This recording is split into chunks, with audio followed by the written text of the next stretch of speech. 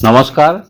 আজি মই মোৰ বাৰ্তা শিতানত মিছাইল মানৱ ডক্টৰ APJ আব্দুল কালাম আৰু তেওঁৰ আত্মকথাৰ এটা কাহিনী ক'বলৈ লৈছোঁ। আজি মোৰ 23 নম্বৰ খণ্ড।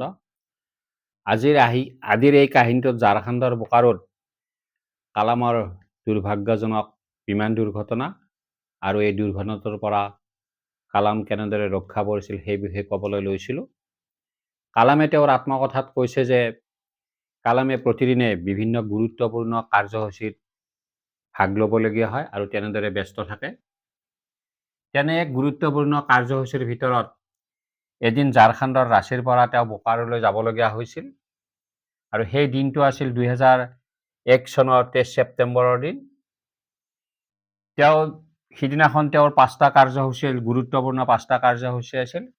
তাৰ ভিতৰত তীখা প্ৰকল্পৰ বিষয়াসকল আৰু কৰ্মচাৰীসকলৰ সৈতে এক আলোচনাত মিলিত হোৱাৰ উপৰিও ওচৰৰে বিদ্যালয়সমূহৰ ল'ৰা ছোৱালীবোৰৰ সৈতেও এক মত বিনিময় কৰিব বিচৰা কাৰ্যসূচী জড়িত আছে আৰু সেই কাৰ্যসূচী মৰ্মে তেওঁ হেলিকপ্টাৰেৰে যাত্ৰা আৰম্ভ কৰে। কালামে কৈছে যে মই যিখন হেলিকপ্টাৰত গৈ আছিলোঁ সেইখন বোকাৰো তীখা প্ৰকল্পত অৱতৰণ কৰিব লওঁতে হঠাতে অনাকাংক্ষিত ঘটনাটো ঘটি গ'ল।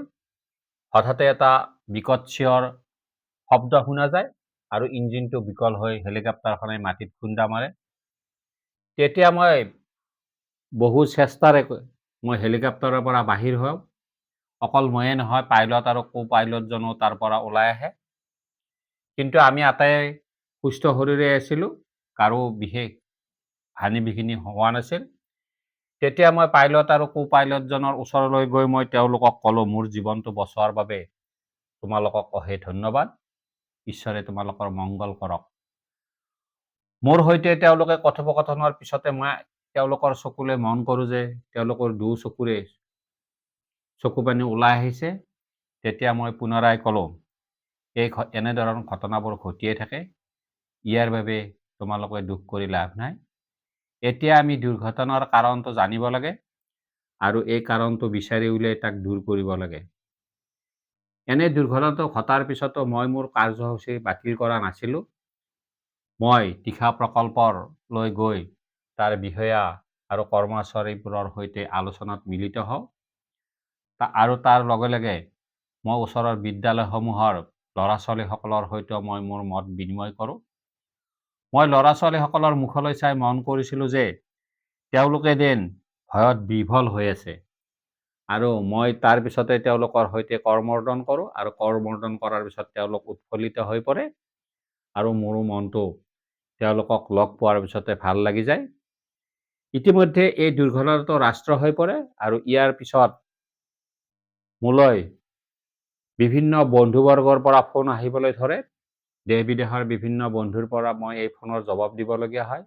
মোৰ কেনেকৈ এই দুৰ্ঘটনাটো ঘটিলে, মই ঠিকে আছোঁ নে নাই, এইবোৰৰ উত্তৰ দিব লগাত পৰোঁ। অকল বন্ধুবৰ্গই নহয়, প্ৰশাসনৰ ফালৰ পৰা বিভিন্ন মোৰ সৈতে যোগাযোগ কৰে। তাৰোপৰি মোৰ পৰিয়ালৰে মোৰ দাদাৰ কেইবাটাও ফোন আহে আৰু মই সেই দাদাৰ ফোন গ্ৰহণ কৰোঁ।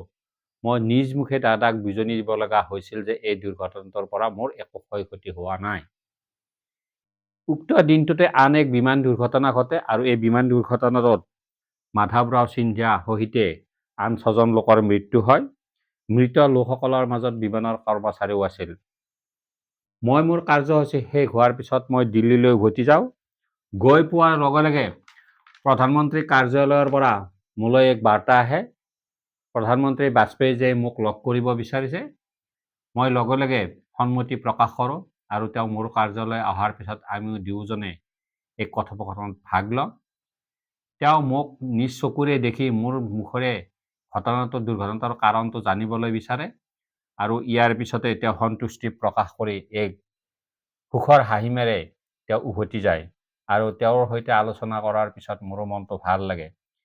বিমান দুৰ্ঘটনাৰ খবৰটো সকলো প্ৰচাৰ মাধ্যমতে বিয়পি পৰে। পিছদিনা ডাঙৰ ডাঙৰ ভৰে বাতৰি কাকতবোৰত প্ৰকাশ হয়। ইয়াৰ ভিতৰত কিছু পৰিমাণে অতিৰঞ্জিত বাতৰিও প্ৰকাশ কৰে।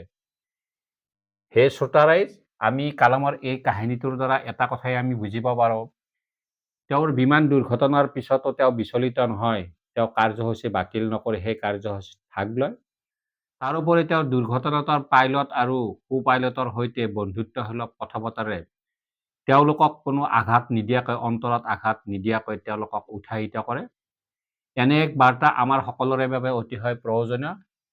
হে শ্ৰোতাৰাইজ, আপোনালোকে ভাল লাগিলে ইয়াত লাইক কৰিব পাৰে আৰু প্ৰয়োজনত বাৰ্তাটো আনলৈও প্ৰেৰণ কৰিব পাৰে। ধন্যবাদ।